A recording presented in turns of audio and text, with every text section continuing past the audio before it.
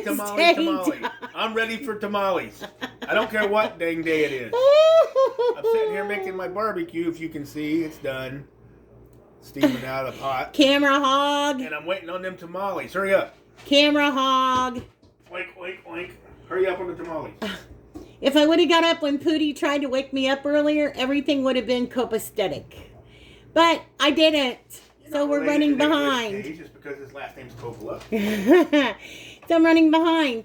So I'm not sure what I'm going to do yet. I may end up dividing this into 2 separate videos. We'll see how long it's going to be, because this one's going to be a while. Anyway, hello guys. Welcome to Tubby Tracker Tamale Tuesday Part 2.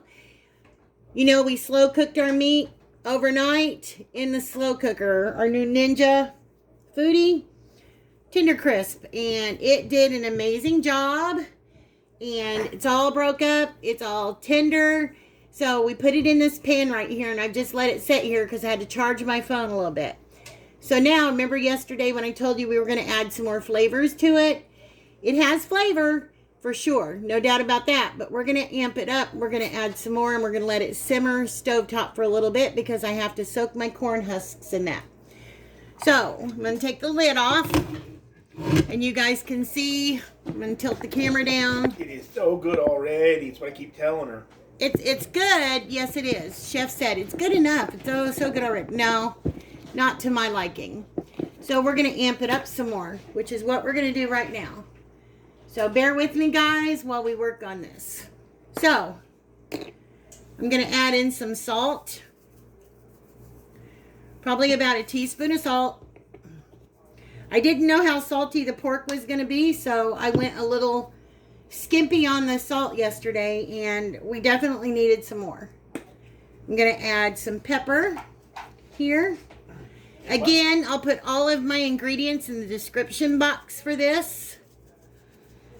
And that was very tender pork, believe it or not. After 4 hours, it just in our old pot. Yeah. My barbecue just started just peeling right off of there. All I had to do was take our masher thing in there for a couple minutes, and it all separated. Yeah, so we probably didn't need to slow cook it for 8 hours because it was really, really tender. But that just adds more flavor. All right. I'm going to add some onion powder. I've done this enough times that I pretty much know how much I'm using. So again, I'll leave you guys the ingredients in the description box. And some garlic powder. Not so much garlic powder as we do onion for sure. And we are going to add in some trusty cumin, because what is a Mexican dish without some cumin? So we've got some cumin going in. Now, the last thing I'm going to do is yesterday when I started the meat for slow cooking, I added in a couple of packs of Sazón. That's what I coated my meat in. And here, I'm going to add in a couple more packs. So that'll be 4 packs total of Sazón. And I think Chef told you yesterday, because I always buy my Sazón at Walmart in the big packages because they sell them in big boxes. But Chef found some. If you've never tried it before, if your Walmart or if your Dollar Tree has it, he found some at Dollar Tree for $1. Yeah, I told Willow's Garden about that. Okay, Willow at Willow's Garden, yeah. I'm not sure how many packages are in that. I'd have to look, but I would say a good 10 or 12 packs in that. I think Chef's going to peek for me. You put them in your cabinet? It's sitting right there on top of the spice cabinet. Oh, okay. That's one that's never been opened. 8? Okay, there's 8 packets in one of those from the Dollar Tree. It's well worth the money. Definitely worth the money. I recommend.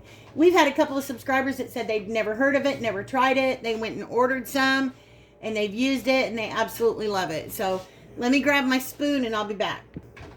All right, now I got my favorite spoon in the world, and the chef was just talking to me about he wished he had taken the camera out earlier to take a picture of our peach tree, because last summer the chef planted a lot of fruit trees, and the peach tree is really blossoming. Yep. And it's really, really pretty. So littlest one's got the biggest pink blooms. Yeah, so he'll be taking some pictures of that to include, and he's getting ready to go out and put some shock in the pool because, well, it's getting about that time. So anyway, we're just gonna mix up all of our spices in here now, and I will let this, I'm going to put this on medium low, and I'm going to let it simmer for just a little bit. We want to absorb some of the juices, get this added flavor in there, the cumin, some more Sazón. If you've got big onion pieces in, like I do, not all of them cook down.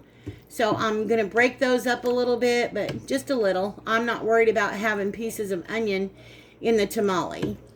If you don't like onions, you can leave onions out completely. You don't even have to put any in at all. But we just building flavors and flavors and flavors. Oh, and one more thing I forgot to add in that I always do. That's a little bit of chili powder. This is my go-to chili powder. I don't know how many of you have ever used this, the Mexine. My mom always used that when I was growing up. Every time she made her chili, that's what she always used, was Mexine. To me, it just gives the best chili flavor. So I'm going to get this mixed up. I'm going to put it on medium-low. I'm going to keep the lid off for a little bit because we're not cooking the meat. We're just flavoring it some more. And when I get done, I'll taste it. And if I need to add more or anything, I'll add more. And when I get ready to soak my corn husks, I'll bring you guys back.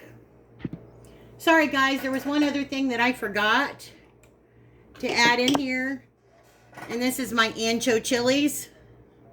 So I'm just dumping in some of my Ancho Adobo and getting that mixed up in there as well.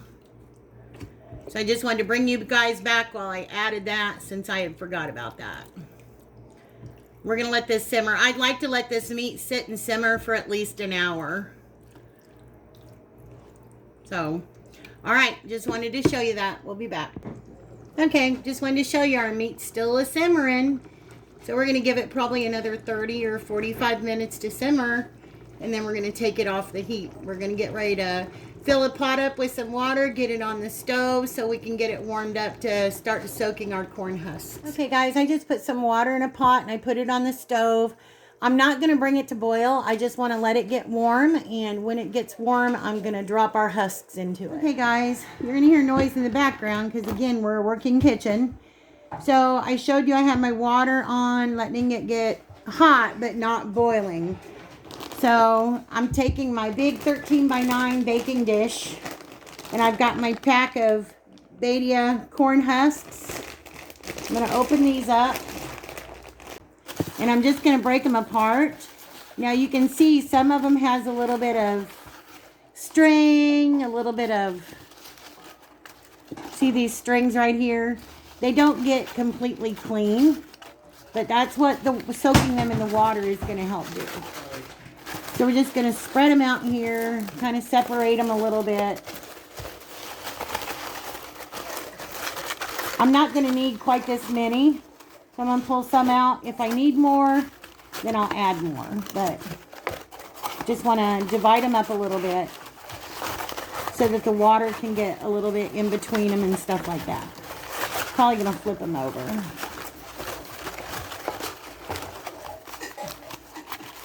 And separate them.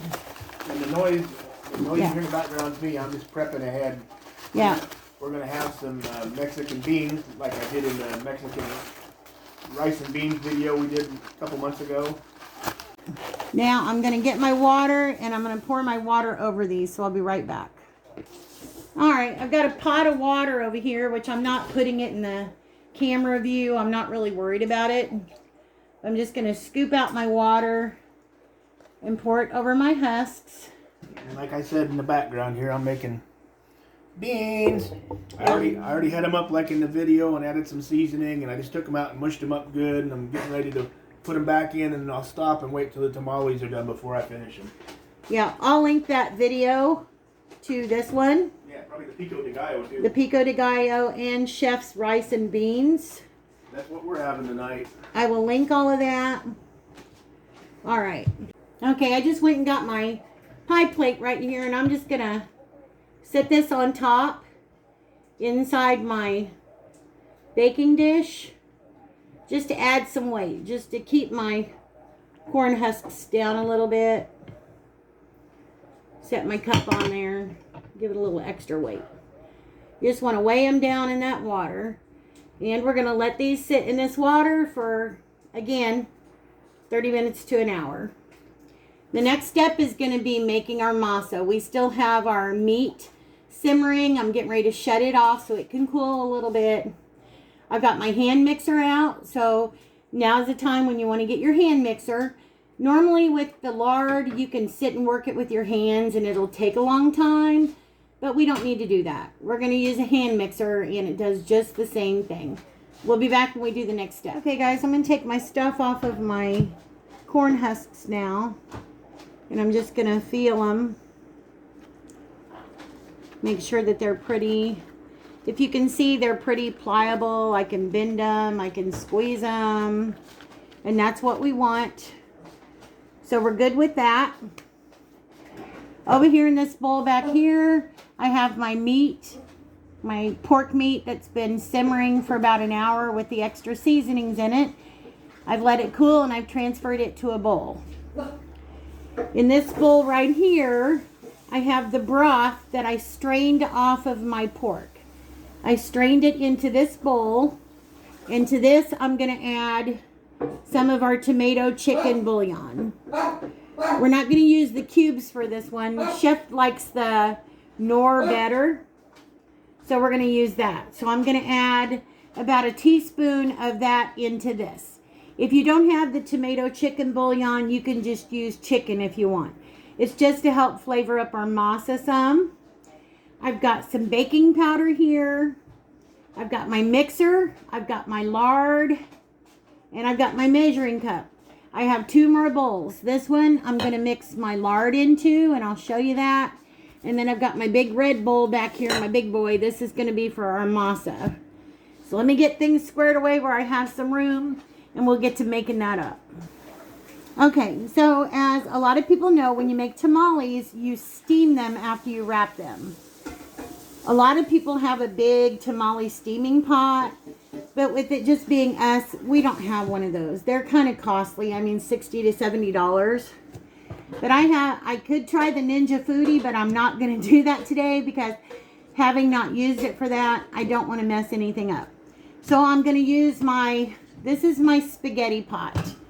It comes with a lid, and inside is the strainer basket, if you can see this. So what I'm going to do with this is I'm going to line all of this right here with aluminum foil. And I'm going to take a couple of balls, probably about 3 or 4 balls of aluminum foil, and I'm going to set it in the bottom. And that's what our tamales are going to rest on. So I will also show you that when it's done.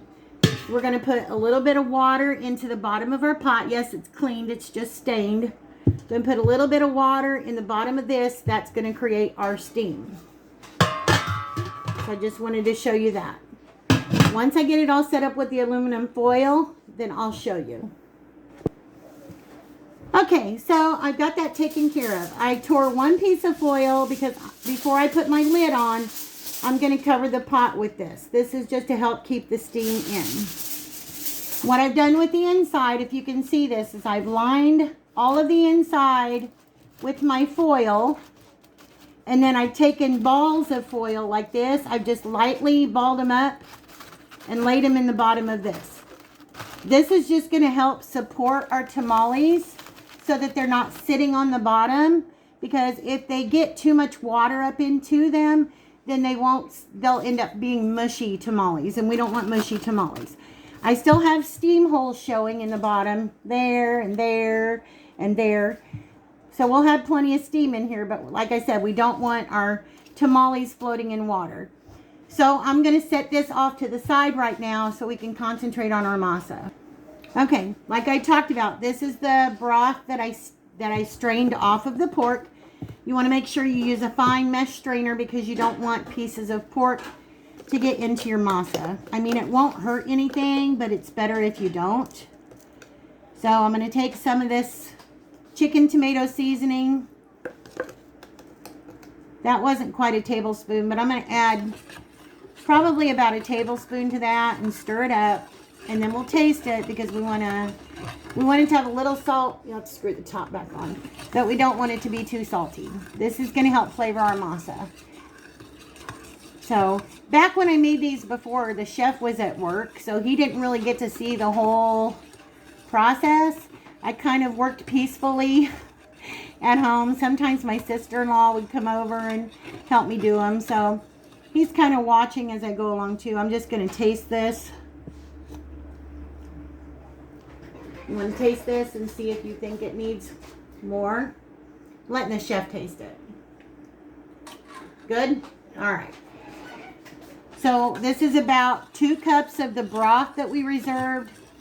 I added a cup of water and about a tablespoon of our chicken tomato bouillon.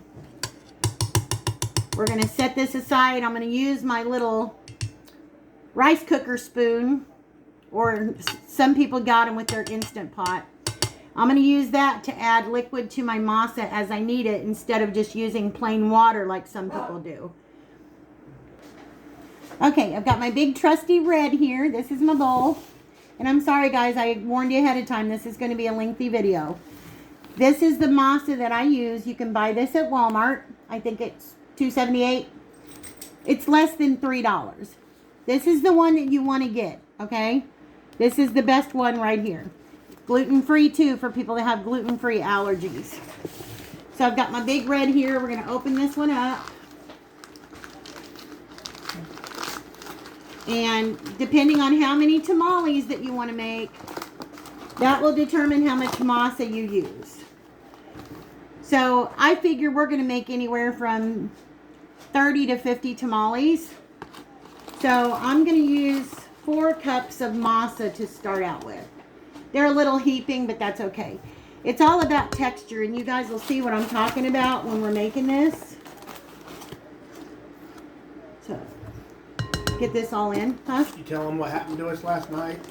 What happened to us last night? Oh, the AC unit? Yeah. No, we always have bad luck. We just had to have a new furnace installed, remember, earlier this year, back in early January. And they come out and they hooked it up. And they didn't give us a bad price after all the stuff that went on. I'm not saying A little that. over $5,000, wasn't bad. Yeah, and they said it all worked fine. They tested the furnace. They left. Well, it got really warm here yesterday, and I knew it was going to be warm today. Well, last night the house wouldn't cool down, so I went to kick our AC on, the central air. Nada. Tried it 3 or 4 times. Nada. Called them today and said, hey, the AC doesn't work, and the first thing out of the person's mouth was, yeah. Are you going to pay cash or check? I'm like, we're not paying anything at all. Yeah. I think we paid you guys enough. yeah, they didn't hook it up right, evidently, because the little digital screen says it's coming on, but the unit out here that the furnace is in with the blower, because we have a gas furnace, isn't running, and the outside unit isn't kicking on. So they haven't hooked something up right somewhere. Okay, guys, so I've got about a little over 4 cups of my masa in here. And I want to add 1.5 teaspoonfuls of baking powder. This is just going to help your masa expand a little bit.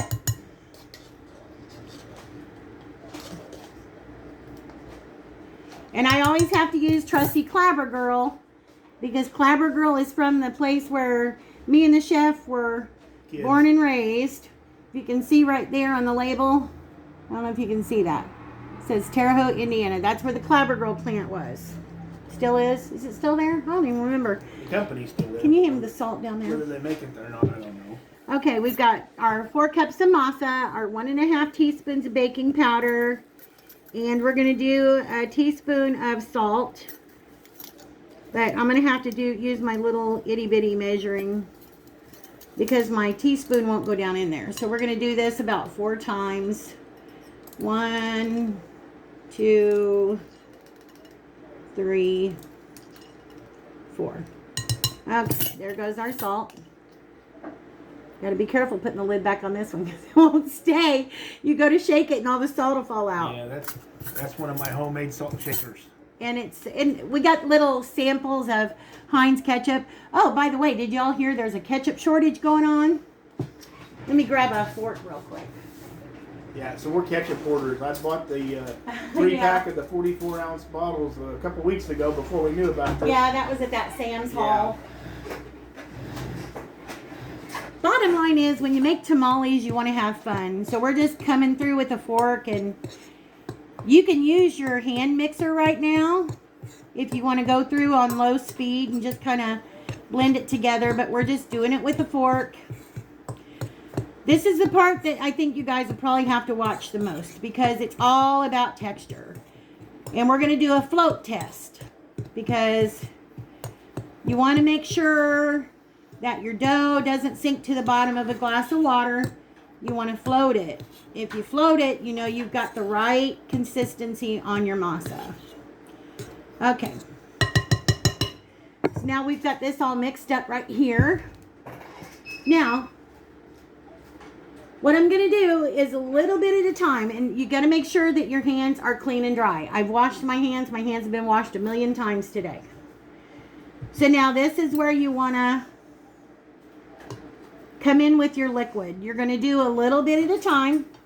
We're not going to do the large. Well, you know what? On second thought, yeah, let's do this. I'm going to put this off to the side. I'm getting ahead of myself. I'm going to put my masa off to the side and get old Betty Blue right here. Let me put my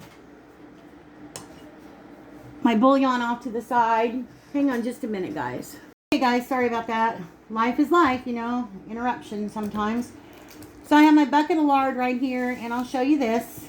This is also in the international foods or Hispanic foods. The manteca by Armour. This is the lard that I use. So we're gonna pop the lid off. It's not been opened since we bought it. Pop the plastic seal off. And if anybody says you don't have to use lard when you make these, you can use something else.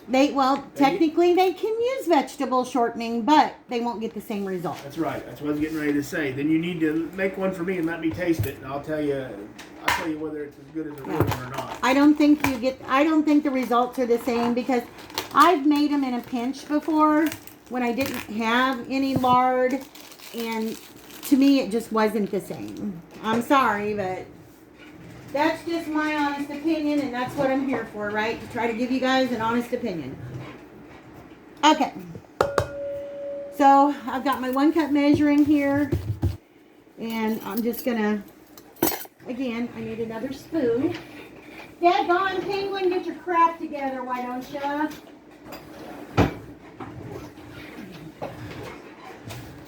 Okay. Now, this is an important thing right here. We want the lard to be soft, light, and fluffy. We're going to do, I'm trying to smush this lard down in here. Get it all smushed. That's a little over a cup of lard. And yeah, I could probably use a smaller bowl, but I want plenty of mixing room. So I'm going to dump it in here. And I know when we met, she told me tamales had lard in them from eating them other ones and never haven't heard before. I went, lard. That's something they haven't used for hundreds of years. Yeah. But if you try the difference, you'll see what we're talking about. Right. Hang on a second, guys. Okay. Sorry about that, guys. Oh, had to get my mixer plugged in. All right. Chef, can you take this and put it in the sink for me? Yeah. Thank you. Gracias. Today's a perfect day to say gracias, right? If there's any of that stuff you want out of the way. Sorry about the dinging, guys. If there's any stuff you want off the table so you have more room to work, I'll move it. Okay. I don't need the lard.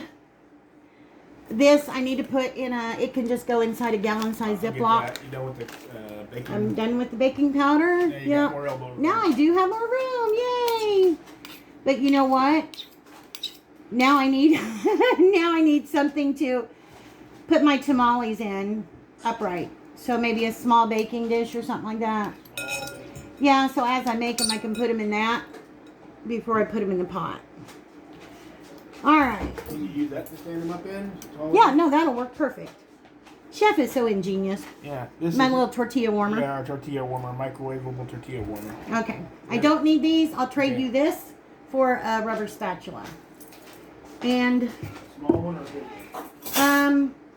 a bigger one, and also a tablespoon. All right, now we only have a cup in here, but we're going to beat this on medium for about 5 minutes. We want it to be really light and fluffy. So I'll show you guys what it's going to look like. That one big enough? Yeah, that's fine.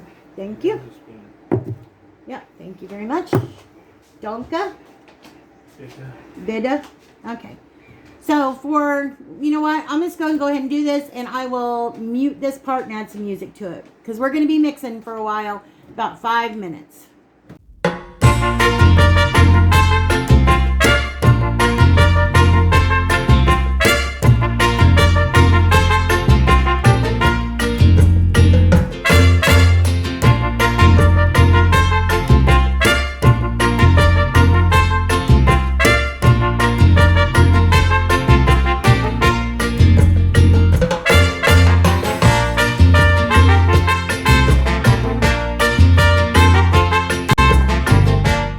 Okay guys, our 5 minutes is up.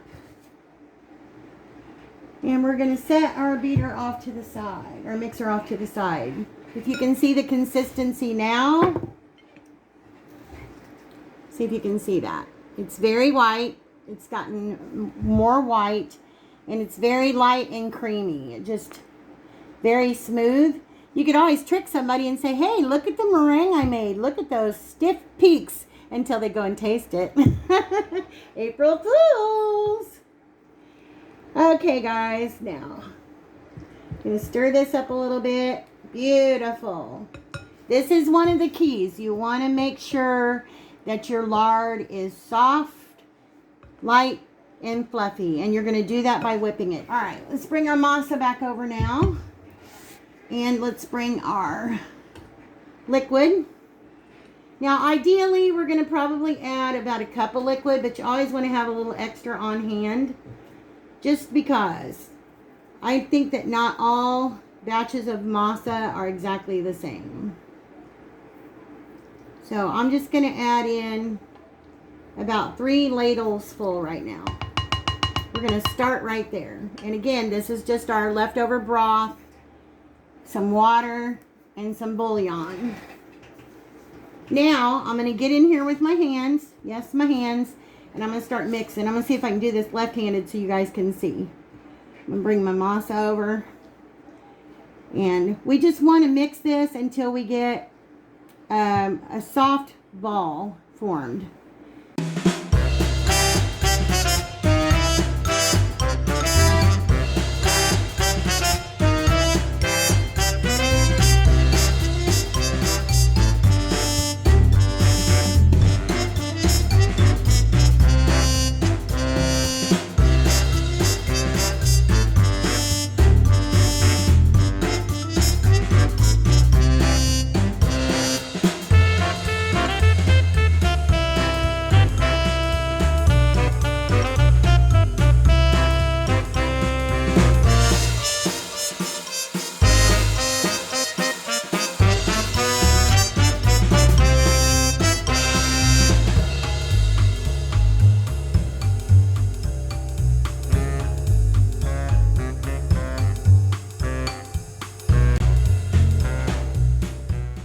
Okay, everybody, I've mixed and used the rest of the liquid that the chef got for me. And we now have our ball of masa. So if you can see, put my fingers in it. It's just a wet ball of dough. It's not sticky. It's not sticking to my fingers when I mix it. So I'm just going to throw this in here. Now, that's the texture we're looking for on this. Just, we want it to be a little bit pliable, but we don't want it to be too dry. Just, I know how much, pretty much how much liquid we put in, so I will put it in the description box. And, all right, now the next thing we need to do, and I will say, you guys can certainly use your hand mixer through all of this, but I think that you're not going to find the process as easy as if you just sit down and mix. If you have kids, swap out with them. Let them mix for a little bit. So, let them build up some of them muscles. So, all right. Now we're going to add in some of our lard. We're pretty much going to use all of this lard, I would imagine. So, like I said, I feel like after making tamales so many times that not every batch of masa is the same, you know, as far as amounts of liquid that you need. But we're just going to get this incorporated with our masa ball now.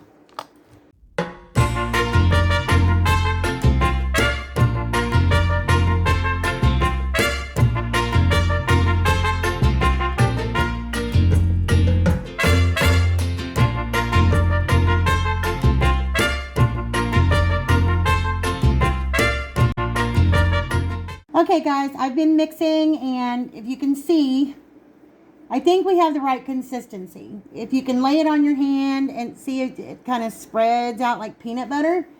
So now we have to do the float test. You take a little bit of dough and put it in your cup. If you can see this, it's kind of far away. Now it's not going to stay floating forever.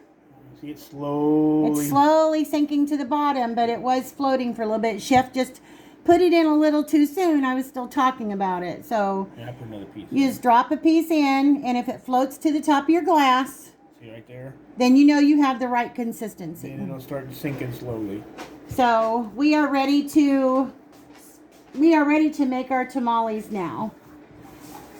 So I did add some more water, well, broth I should say, and that's what you want to do, because you have to keep, if you try to do the float test and it doesn't float for you, then you need to add a little bit more broth and mix it some more. And then try your float test again. Usually after a couple of times you get it. Now mind you, when you do the float test, you can't roll a big ball like that and put it in your glass and expect it to float. Not going to happen. You just want to tear off a little piece, drop it in the glass, and see if it suspends. It's not going to stay floating forever, but it should stay floating at the top for a little bit. Or at least suspending halfway into your glass. So, now that I've got this all mixed up, I've got the consistency that I want. It's like, just like thick peanut butter. Good spreadable consistency. Right there. And we're going to rinse off our corn husks, and we're going to start rolling. We'll be right back. All right, guys, welcome back. What a day it has been. So we've moved right along, with the exception to a couple of interruptions along the way. So what do you say we start making some tamales? Sounds like a good plan. So let's talk about tamale 101 here. Now I've got my tamale soaking over here. I drained the water out once, refilled it up a little bit. So I'm going to take one of these out, and I'm just going to pat the inside dry a little bit. Now, as you can see, this is this narrow tamale. The corn husk, they go from bigger to smaller. They go from the rough textured side to the shiny, smoother inside. So what we're going to do is we're going to put our masa on this side, the shinier, smoother side. Blot a little bit more water off of it. Now, what you want to do when you're putting your masa on is we're going to do it about a third of the way into the corn husk. You have to have room to be able to bend this up before you put it in the steamer. So we're going to start about right here. So let me get a teaspoon real quick. Okay, sorry. I meant tablespoon. So I've had my masa covered with a damp paper towel. You want to keep it covered so it doesn't dry out on you. So that's what I've done. I think she was just trying to keep me out of it because I was going to eat it just the way it is. No. I know Chef is excited for this. So, all right. I'm going to lay me out a couple of tablespoons of masa on my husk right here. If you guys can see this. I'm going to try to make it as easy as I can for you guys. They do make a masa spreader that you can buy off of Amazon or something, but you know, I just use my little cake frosting thing is what I use. So you're just going to put your masa down and spread it around. Some people use their hands, which is what I might do because I'm used to having it in my hands like this. So I'm basically just pushing it out and spreading it out. You want to have about a quarter of an inch of masa down on your corn husk. So the thicker you make your masa at the bottom, the thicker it's going to be when you roll it. You know, your end product. The thinner, of course, the thinner your outer is going to be. But you want to have enough so that your filling doesn't break through. And I usually go edge to edge. This is where it helps if you've got a lot of hands to prepare this, because it can take a little bit of time. And I usually go pretty much all the way out to the edge of my corn husk.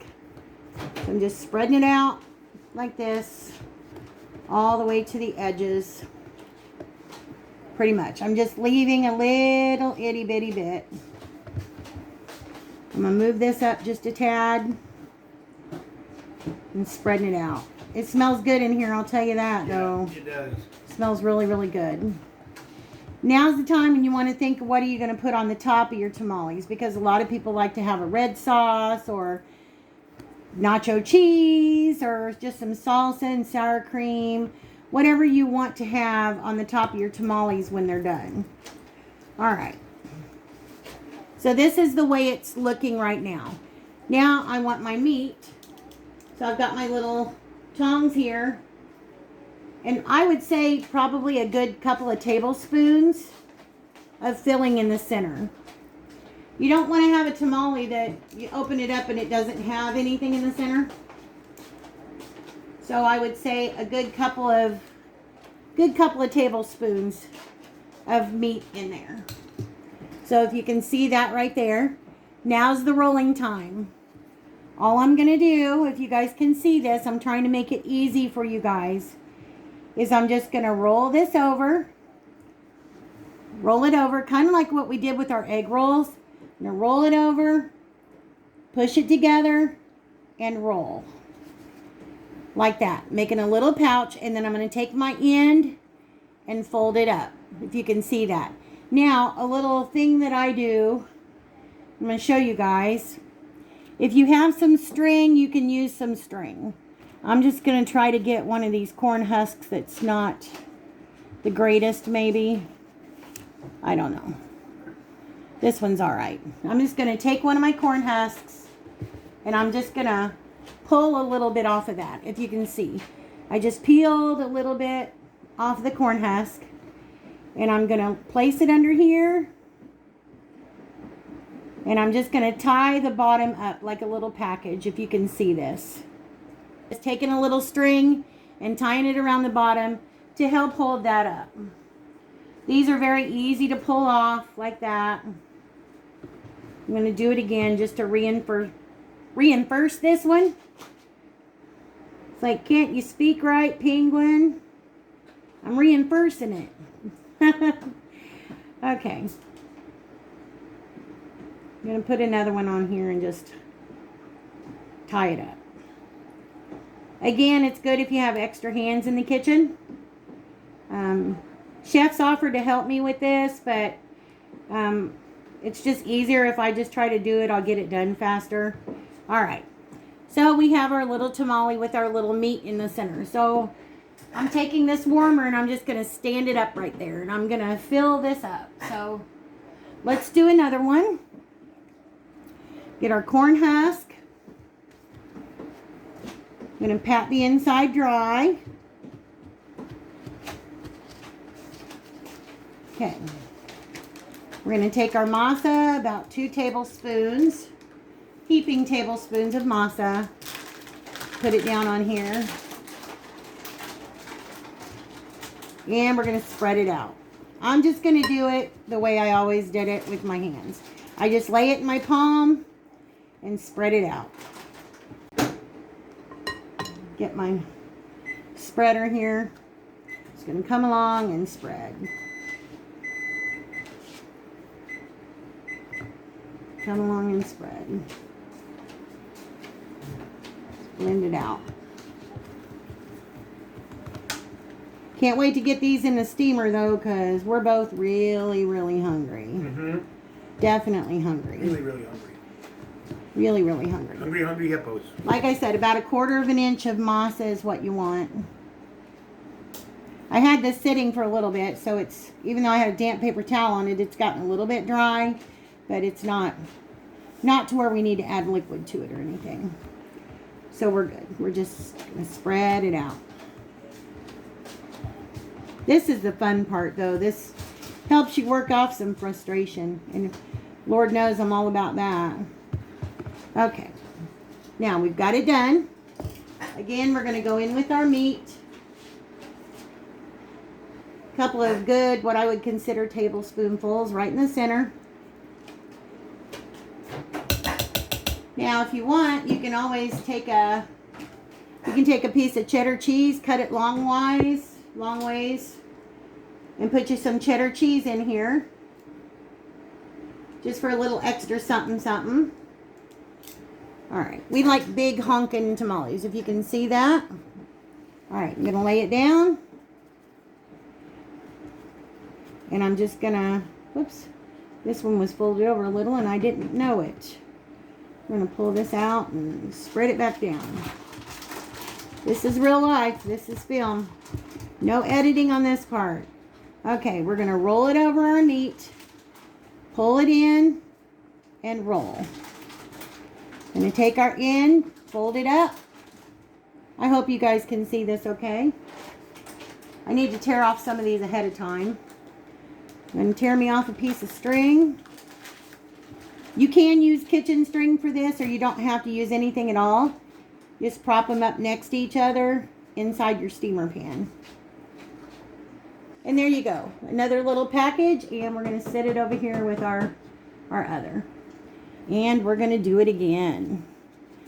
We've got a lot of rolling to do, you guys. A lot of rolling to do. And we got us another little package. So I'm going to set this one over here with his friends. If you have a husk that's split at the top like this, just take a piece of one and lay it right over that, just to cover up that little seam. Okay guys, I've got my steamer basket here now. I've made some, and the ones that has cheese in it, I've put 2 strings on them. So I'm just going to set them down in here. Line them up all around my little pot right here. And I'm probably going to have to take the foil out because my tamales are a little bit taller than my pot. But that's okay. Just going to stand them all up in here. You want them to be together. We just won't put as much water in the bottom of our pot.